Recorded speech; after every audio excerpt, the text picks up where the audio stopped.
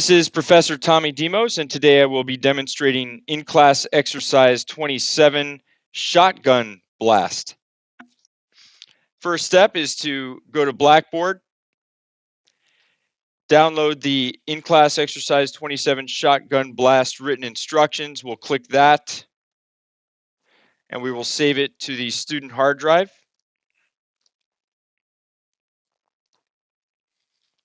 And we'll go ahead and open that real quick and take a look at it.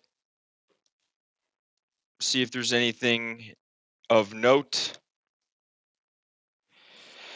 So in this case, we will be doing a little bit of editing to increase the realism of a character who is pretending to be hit by a shotgun blast. So we're gonna have to do a little work to fix that. So you can use those written instructions. They're very detailed. We are going to After Effects, double click the project panel, choose the DIG folder, and we're going to import the shotgun blast folder. There will be 2 files in there.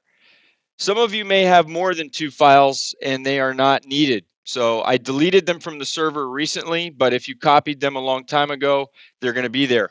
The only 2 that you need are Blood Mist 5 and Shotgun Chest. Open. Let's go ahead and take a look at our footage. We'll double click the Shotgun Chest, hit the spacebar to preview in the footage panel, and you will see that we've got a gentleman. He's going to jump up, boom, and he's pretending to get shot. Now, this looks fake for 2 reasons. One, he looks like he's jumping. He sort of turns to the side and looks like he's jumping. But if we only include that, that's not enough. We need to have the beginning of the clip, and we need to remove a few frames here and then show the end of the clip. But that's going to cause the perception of a jump cut. So we're going to have to do a little fix there.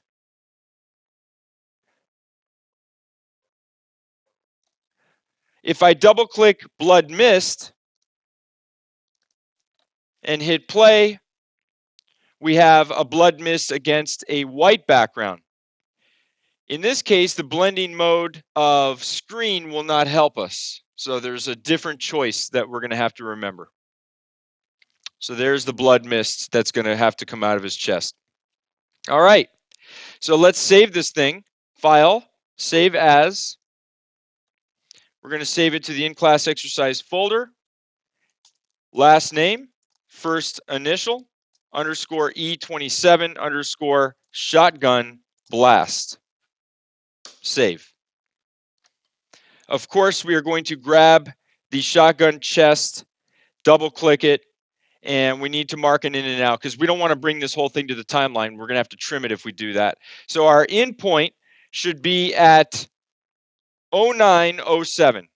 So we go to 0907, mark our in, and then our out point, we're going to move the playhead to 1105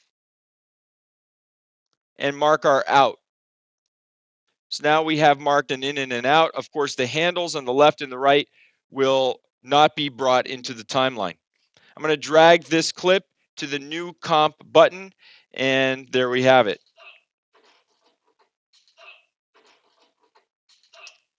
So how are we going to go about fixing that? Well, first we have to do a little bit of trimming, which is not as easy in After Effects as it is in Premiere. So we need to determine which frames we're going to remove. So I would say that at about 9:10, it's going to start to look fake. So I'm going to show you a little trick for trimming here. I'm going to bring this out point to the left.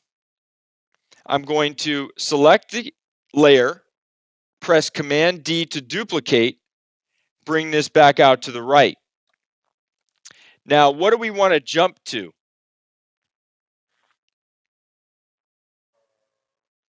Right about there. That's where it begins to look real again. So now we're going to trim this in point to the left. Then we're going to pick this up and move it to the left. Now, of course, you already can predict what the problem is going to be, which is that it looks like a jump cut. Let's play it. There's like a jolt, right? We can fix that. I'm going to show you a really cool technique to fix that. So this is where you are. I'm going to go ahead and label this jump start, jump end. Okay, just so that we don't get confused. There are two separate layers here, and we're going to have to figure out a way to line them up so that it doesn't look like a jump cut anymore. So the first thing that we are going to do is extend this second layer underneath the first layer. We are then going to select the first layer, go to the beginning, and we're going to draw a mask because we basically want to keep him, but we don't want to keep much else. Okay, so we're going to keep him. We're going to make sure he's selected. We're going to use the pen tool, and we're going to draw a mask that looks something like this. And that includes him. You need to include this post on the right. And there we have it. Now, if we turn off the back layer, it looks like that. Okay, so there's a technique that temporarily uses a blending mode that is called difference. I'm going to choose the top layer and choose the difference blending mode right here. That looks really strange, but what we're seeing is actually a visual indication of the differences in the pixels. And all we have to do to fix this problem is line these up so that there are no differences remaining on the right. See, the difference is that the post is over here in the top layer, the post is over here in the second layer. So you'll get it. We're going to hit P for position. We're going to animate position over time. And we need to fix the first 3 frames of this thing so that it lines up exactly with the background plate. So here we go. All you have to do is pick up the layer using the selection tool and move it. I'm going to use arrows. We're trying to line it up so that there's nothing but black back there. If there's nothing but black, then it's lined up. That's as good as it gets. I'm using arrow keys to nudge it.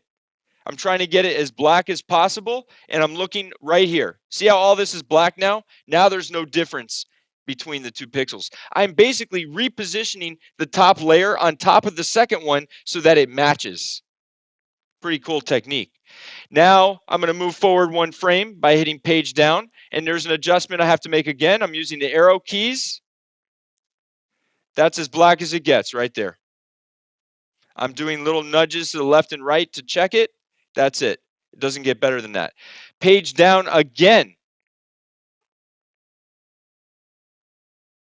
There it is. Page down again, and now we're on the back clip.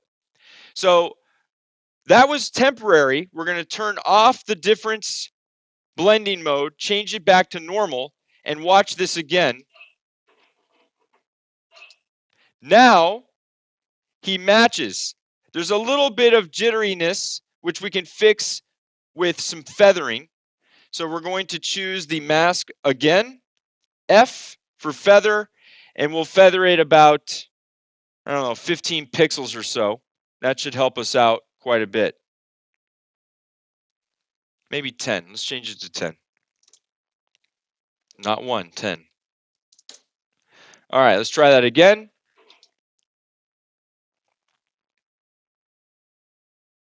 So now it lines up with the back layer better.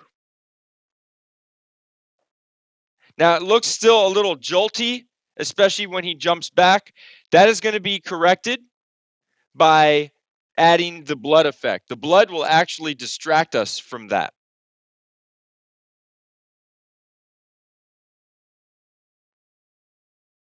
Pretty decent. All right. So we're going to double click our blood mist layer, and actually we're going to adjust our endpoint here. We're not going to use the entire thing. So we're going to start from the 3rd frame. So make sure that it says frame 3 here. We're going to mark an endpoint. That's where we will start the blood mist, because if you start sooner than that, it looks a little fake. We need the blood to happen quickly. So there's our endpoint. Now we're going to drag that down and put that at 908. So we'll drop it above everything, and we will start it at 908 right here. Now we will change the blending mode to multiply, and then we will change its parameters. So scale, once again, 20%. Position, the initial position will be 1100 and 408. That's it. And we need to, of course, turn on position. We're also going to turn on opacity. So you should have animation turned on for opacity, position, and also scale. Let's turn on animation for scale as well. Okay. We're going to advance the playhead only one frame, right about to here. We're going to change the scale of the blood up, because the blood's going to get bigger because he just got shot. It starts small, it gets bigger. So 50%, we're going to move its position. You could, of course, drag the layer up in the comp panel, but if you want to type the values, they are 1206 and 466. Those are, of course, X and Y values. So that's going to animate over time. So we want the opacity to stay at 100%. I'm going to add a keyframe to keep it at 100% between frame 1 and frame 2. And then we're going to move forward to about 921, right over here. And the opacity at that point will be 0. So of course, what's going to happen is the blood mist is going to fade away.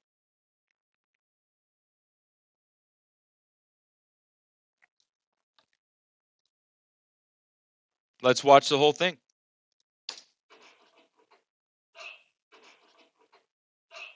Notice that the appearance of the blood distracts you from the jump cut that does exist, because we fixed the biggest problem with the jump cut, which is that the frame changed, right? Now his frame matches the back frame.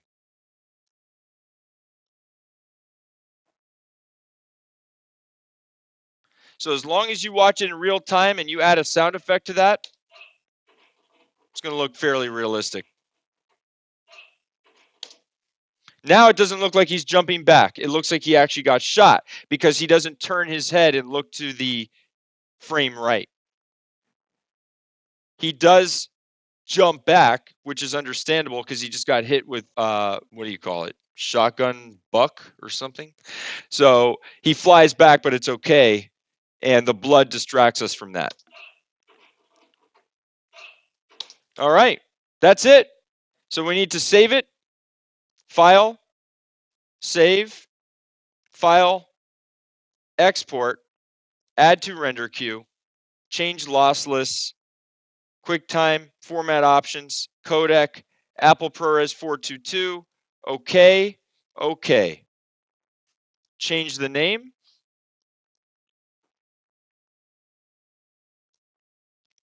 Select the initial project file that will populate that name into the save as field, save, render. Done.